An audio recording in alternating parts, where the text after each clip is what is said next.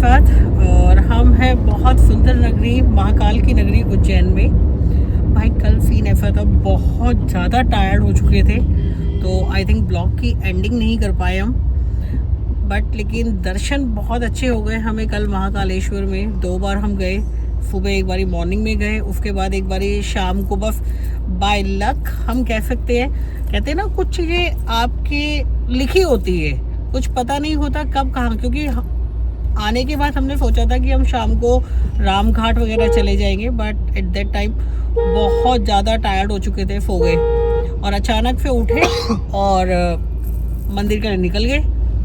और by luck उस वक्त मंदिर में आरती का टाइम था तो बहुत सुंदर हम आरती देख पाए, जिसका ब्लॉग जल्दी ही आने वाला है, आपको नेक्स्ट ब्लॉग पे दिख जाएगा।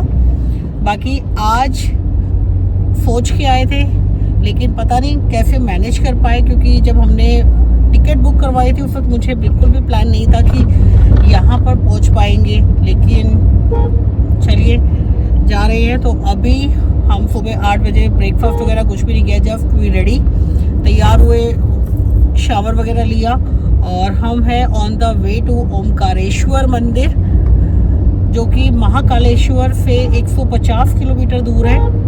और कुछ एरिया पहाड़ी एरिया है, जैसे जैसे आता जाएगा मैं आपको दिखाती जाऊंगी। पहले उससे पहले बीच में अगर मिलेगा हमें कहीं जगह पे तो हम ब्रेकफास्ट कर लेंगे। बाकी मैंने ये टैक्सी मैंने कल ही बुक करवा दी थी। हमारे साथ भैया भी बहुत बढ़िया हैं, उन्होंने रेट भी रीज़नेबल लगा दिए थे। मैं आपको बताऊंगी इसका रेट वगैरह कैसा है। बाकी आपको अगर इससे कांटेक्ट करना होगा तो वो भी लिंक मैं आपको डिस्क्रिप्शन बॉक्स में बता दूंगी। चलिए मिलते हैं आगे रास्ते में।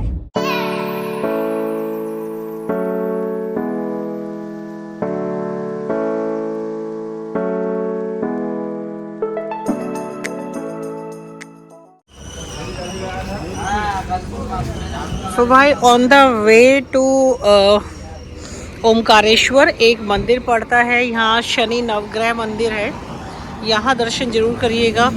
यहाँ पर पहले आपके सभी जितने आपके ग्रह हैं सभी ग्रहों की पूजन अर्चना करके शनि महाराज जी का आशीर्वाद लेके ही आप आगे की तरफ बढ़ सकते हैं। तो ये बीच में ही पड़ता है। जब मेरे ख्याल से ओमकारेश्वर मंदिर कुछ 15 से 20 किलोमीटर दूर रह जाता है, देन वी हैव शनि नवग्रह मंदिर। और बाकी अभी तक ब्रेकफास्ट किया नहीं है, पहाड़ थोड़े घुमाव वाले थे, चलते हैं। बाकी रास्ता थोड़ा सा ऑफ रोड भी है। चलो आ जाओ, आ जाओ जल्दी आ जाओ। तो भाई काफ़ी देर हो गई है और टाइम हो चुका, आई थिंक 9:30 गए, 9:30 के करीब हो गए होंगे। और ब्रेकफास्ट के लिए यहाँ पर एक पॉइंट है, ये कैफ़े टाइप का बना हुआ है। फूड इज़ गुड, ख़ास तौर पे यहाँ की जो प्याज की कचौड़ी थी वो लाए। हमें भी इतनी तेज़ भूख लगी हुई थी कि आपको दिखा भी नहीं पाए कि ब्रेकफास्ट पे क्या चीज़ है, लेकिन जो भी था अच्छा था, बढ़िया था। ख़ास तौर पे यहाँ पर जो प्याज की कचौड़ी थी वो बहुत बड़ी थी, मतलब ली 2-4 ली और तब तक स्टॉक सारा ख़त्म। कुछ इस तरह से है, यहाँ से सिर्फ 40 किलोमीटर रह गए अब और बाकी निकल ही रहे हैं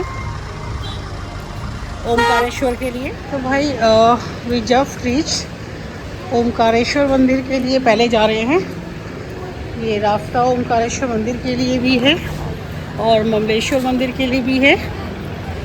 दोनों मंदिर में माना जाता है कि दोनों मंदिर एक मिला के एक ज्योतिर्लिंग बनता है, चौथे नंबर का ज्योतिर्लिंग है। जहाँ क्या है पंडित जी, ओमकारेश्वर शंभू नाथ है, वो स्वयं प्रकट हुए यहाँ पर, वो सामने। अच्छा, वो शंभू स्वयं प्रकट हुए। ओके। उधर जाने के लिए रास्ता नहीं था, हाँ हाँ, जाने के लिए रास्ता नहीं था, जल के मारे तो ये प्रकट यहाँ करवाए ममलेश्वर में। तो उनके दर्शन करने पर ज्योतिर्लिंग मान होता। अच्छा, नर्मदा नदी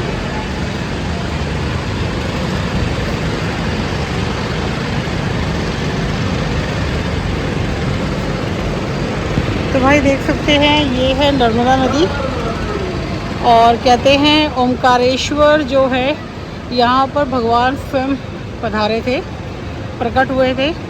लेकिन क्योंकि उस वक्त नर्मदा नदी तक जाने का रास्ता नहीं था तो ममलेश्वर में विराजमान हुए। ये एक आइलैंड पे बना हुआ है और आइलैंड भी क्योंकि ओम की शेप का है इसलिए इसे ओमकारेश्वर भी कहते हैं। बाकी जब तक आप दोनों मंदिरों के दर्शन एक साथ नहीं करेंगे तब तक ये यात्रा संपूर्ण नहीं मानी जाती। इधर ओमकार, हाँ तो ये है यहाँ की ओमकारेश्वर की मार्केट। कुछ हर चीज़ यहाँ पर अवेलेबल है, लेकिन इस मंदिर की बहुत मान्यता है। शिवलिंग देखिए कितने बढ़िया बने हुए हैं।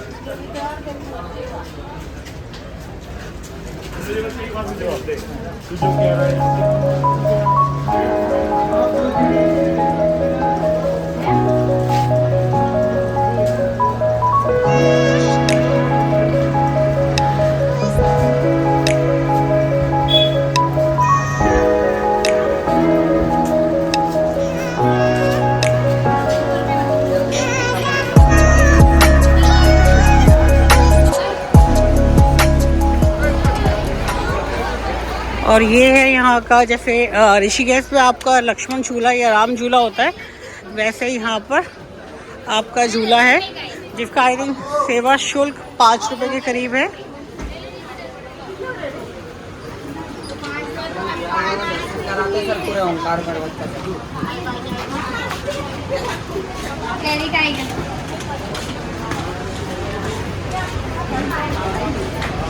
ये पहाड़ पूरा ओम की आकृति है। ये पूरा पहाड़ अच्छा ऊपर से ज़्यादा क्लियर दिखेगा। चारों बगल जली जल, क्या है चारों तरफ? जली जल, जली जल, हाँ आइलैंड है यार ये। हाँ जी।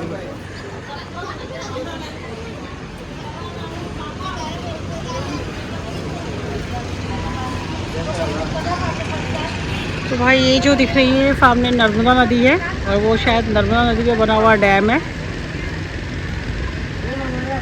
और ये है ओम की शेप का पर्वत जिस पे ओमकारेश्वर महादेव है। वैसे अच्छा शेड बना रखा है तो धूप की भी टेंशन नहीं है कि धूप लगेगी। अच्छे शेड से रास्ता कवर किया हुआ है। बाकी वो देखिए घाट पे पूरा रास्ता वहाँ से आ रहा है।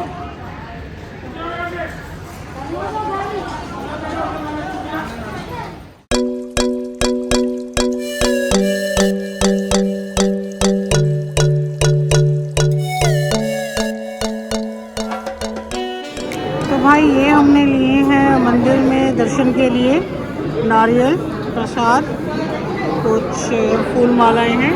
और ये है ओमकारेश्वर मंदिर सामने। मंदिर का जो टाइमिंग है अभी बंद हो रखा है, 1:10 पे ये ओपन होगा। आप यहाँ पर भी सेम महाकाल की तरह एंट्री है।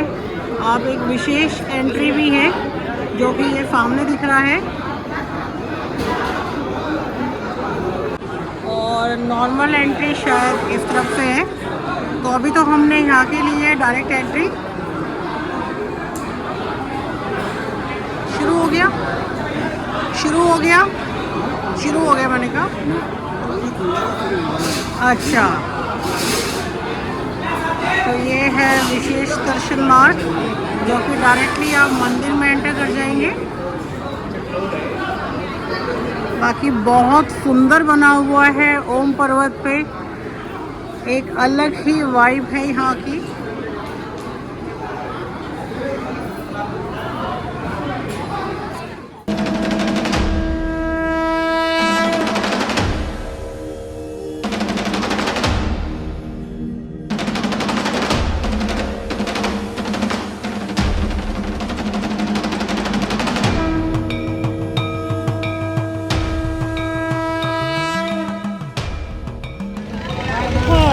हर हर महादेव। ऑलरेडी दर्शन कर चुके हैं हम और अब जा रहे हैं ममलेश्वर महादेव पर। वैसे भी आपको बता चुकी हूँ कि जब तक ममलेश्वर महादेव के दर्शन नहीं होंगे आपकी यात्रा सफल नहीं होती है। तो बट बहुत बढ़िया दर्शन हुए हैं। शायद ब्लॉग में या उसमें नहीं बता सकते, लेकिन जब आप 12 ज्योतिर्लिंग कवर कर रहे हैं तो ये चौथे नंबर का ज्योतिर्लिंग है। लेकिन इसके लिए आप बहुत टाइम निकाल के आइएगा क्योंकि बहुत भीड़ होती है। और सबसे अच्छी बात, आज सोमवार होने की वजह से भी दर्शन बहुत बढ़िया हो गए। जा रही है वो कावेरी नदी है और ये जो जा रही है नर्मदा नदी है। तो कावेरी और नर्मदा नदी का संगम है सामने, संगम पॉइंट। तो अगर आप आना चाहते हो तो बाय इससे भी आ सकते हो, बोट से। बट प्रॉब्लम एक क्या रहेगी, अगर आप बोट से आ रहे हो तो कह रहे हैं कि नीचे से ऊपर काफ़ी सीढ़ियाँ हैं, क्योंकि आप खुद देख सकते हैं काफ़ी ऊंचाई पर है ये।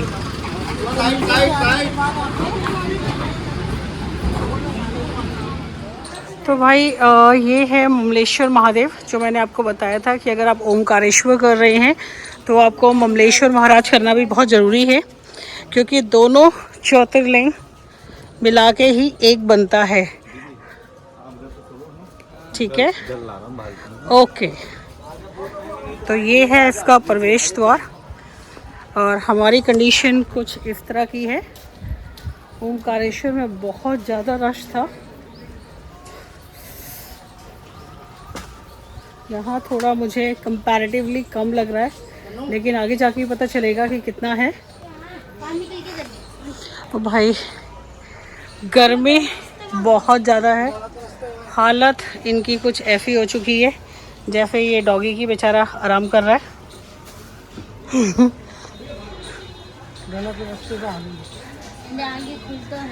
खुल रहा है ना, वो जल लेके आ रहे हैं अभी। यहाँ पे पेन नहीं है, अब आएंगे ना, वहाँ जिन्होंने किया अब आएंगे वो, फिर यहाँ हो जाएगी। वो वहाँ पहुँचे लेट है, तो इसीलिए ओमकारेश्वर मंदिर अगर आप सुबह सुबह निकल जाएंगे तो रश कम तो नहीं होगा, रश बहुत होता है। मान के चलिए जितना महाकाल की मान्यता है उतनी ही यहाँ की मान्यता है, क्योंकि चौथा ज्योतिर्लिंग आपका ओमकारेश्वर मंदिर है। और हमने भी कुछ लगाया था, पता नहीं कैसा हो रखा है टीका, मुझे नहीं पता। आप ही बताइएगा कैसा हो रहा है, फैल चुका होगा बोल दो। बाकी मेरे पीछे ओमकारेश्वर मंदिर है और पंडित जी जल लेने गए हुए हैं। और ये है यहाँ के पंडित जी, क्या नाम है पंडित जी आपका? ये है राजेश कुमार शर्मा जी, जिन्होंने बहुत अच्छे दर्शन करवाए दोनों जगह के, चाहे वो ओमकारेश्वर था, चाहे अब यहाँ ओमकारेश्वर के लिए जा रहे हैं हम।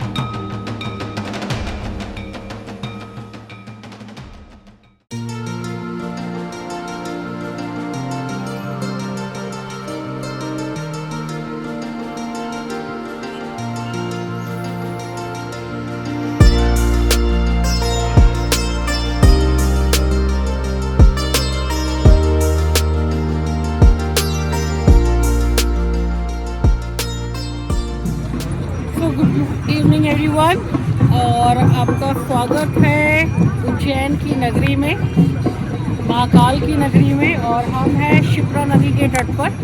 हम वैसे भाग के आए थे कि यहाँ पर हम शिप्रा नदी के तट पर हम आरती देख सके, लेकिन यहाँ पर ऑलरेडी 6 बजे आरती हो गई है। मुझे किसी ने कहा था 7 बजे, लेकिन यहाँ जो आरती का टाइमिंग है वो है कि जब भी सूर्य अस्त होता है उसके बाद। लेकिन उसके बाद भी देखिए कितना पीसफुल है यहाँ पर, कितना अच्छा लग रहा है, क्योंकि आज रामनवमी भी है।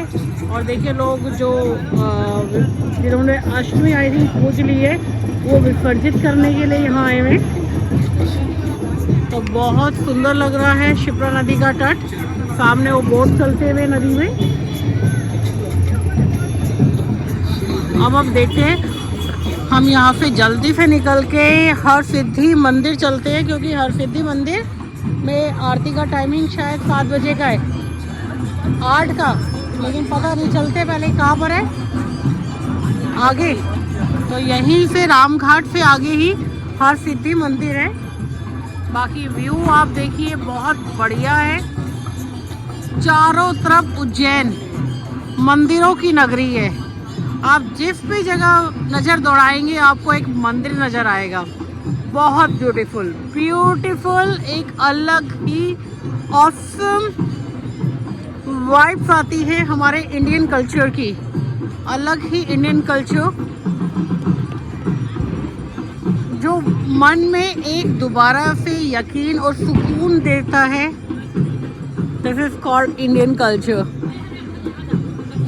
शायद आगे भी लोग आए हुए हैं, क्योंकि वहाँ भी कुछ पूजा अर्चना चल रही है।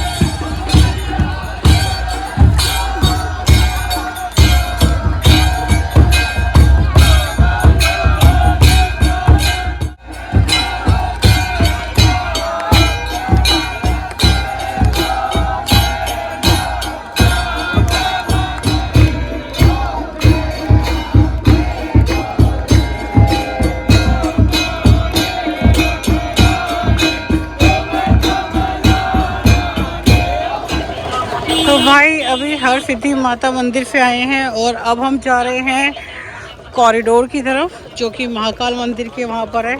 बाकी एक बार आप वाइब्स देख लीजिए, जहाँ दूर तक आप देखेंगे आपको मंदिर ही मंदिर नज़र आ रहे हैं।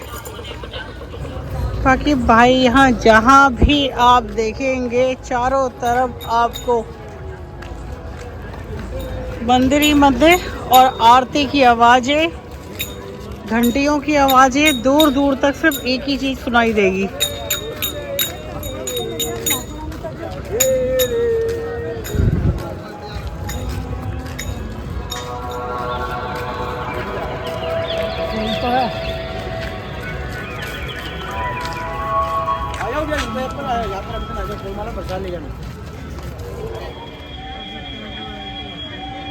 तो भाई ये है यहाँ का महाकालेश्वर मंदिर। रात के वक्त इसका व्यू बहुत ही सूदिंग, बहुत ही रिलैक्स करने वाला। हमारे इंडिया में भी बहुत ऐसी चीज़ें हैं जो कि आपको एक अलग ही दुनिया में पहुंचा देती है।